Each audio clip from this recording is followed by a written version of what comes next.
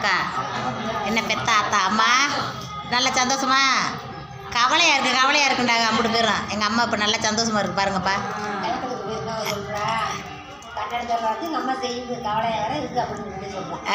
கட்டட வேலை பார்க்குறேன்னு சொல்லிட்டேனா, அதுக்கு என்னை கஷ்டப்படுத்துட்டு ஏன் சொல்கிறேன், நல்லா இருக்கும்னு சொல்ல வந்தானே அப்படின்னு கவலை வந்துருச்சு.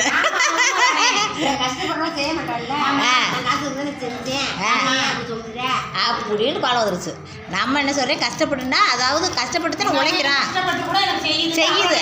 ஆமாம், அதுக்கு தான் சோகமாக இருந்திருக்கு மக்களே, வேறு ஒன்றும் கிடையாது. எனக்கு செய்கிறதெல்லாம் சோகம் இல்லை. அப்போ எல்லாரும் என்ன சொல்கிறாங்க, அம்மாவை கஷ்டப்படுத்தி எதுக்கு சீர் வாங்குறீங்க, கஷ்டப்படுத்தி சீர்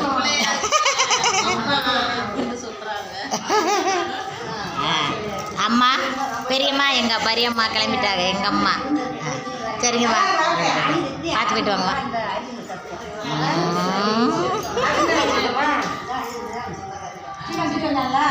அரிசி மூடை எல்லாமே கொடுத்துச்சு. அதெல்லாம் விளக்கு சரிங்க. எங்கள் அம்மா பிடிக்குதுன்னா லைக் பண்ணுங்க. இருக்கட்டுக்கா அதனால சரிங்க. அங்கே பாப்பா எழுது ஏமா, நல்ல சந்தோஷம் சொல்லு.